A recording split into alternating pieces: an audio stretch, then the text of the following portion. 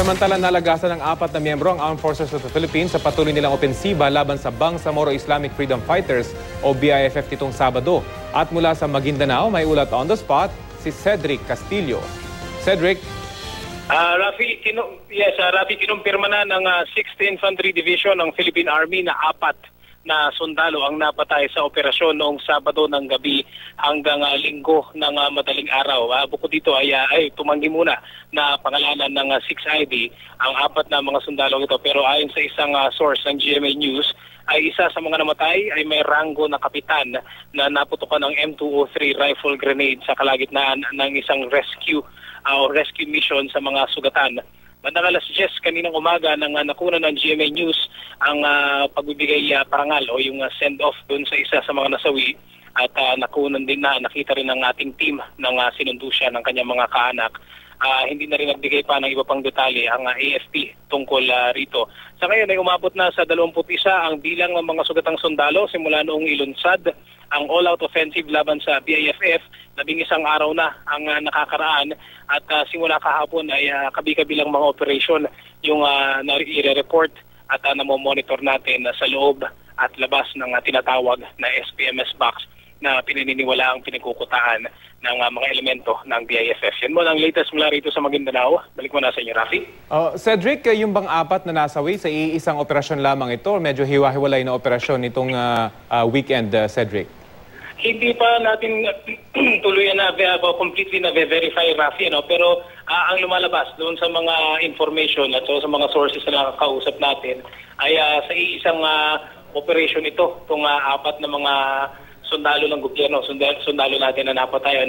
Nagkaroon kasi nung Sabado ng gabi sa isang sa bayan niya ng Gindulungan, nagkaroon ng operasyon bandang gabi nung nagkakapakbakan, alas 11 ng gabi daw yung pinakamainit hanggang umabot ito ng bandang madaling araw. So kinaumagahan nga ay may nai-report na 4 na mga sundalo ang napatay, Rafi. At meron bang balita kung ilan naman yung nasawi sa kabilang panig, Cedric? Wala pa tayo sa ngayong total body count mula sa AFP, Rafi, pina-follow up natin yan.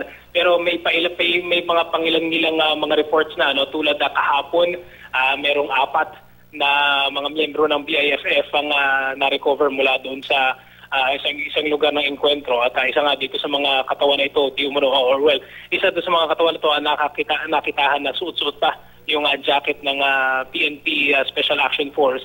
So ang pinaniniwalaan dito ay isa siya dun sa mga naka-enkwentro naman ng PNP SAF 44 noong January 25.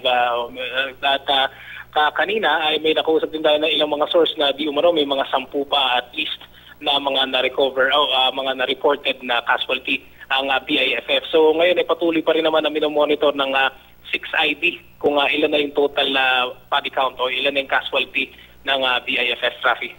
Panghuli na lamang, Cedric, mula rito sa Kampawang, saan nadadalhin itong mga bangkay na nasawi? Meron ba tayong impormasyon kung anong mga lugar sila dadalhin? Yeah. Kanina, Rafi, hindi natin nakuha yung o hindi pa inilalabas yung opisyal na detalye kung taga saan at yung mga pangalan nitong mga nasawi. Pero kanina yung nakuha ng ating team dyan sa Awang, sa Camp Shongo, sinundo ito ng kanyang mga kaanak. At merong isang funeral parlor na nag-pick up na rin dun sa mga labi. Hindi rin natin ma-trace pa, hindi natin masiguro kung saan ito dadalhin. Pero by land, mukhang by land yung transportation. Bandang alauna o maya-maya, mga in 30 minutes, meron pa tayong ina-expect na may impormasyon tayo na may isa pa na labi na kukunin din ng mga kaanak ng nasawi, Rafi.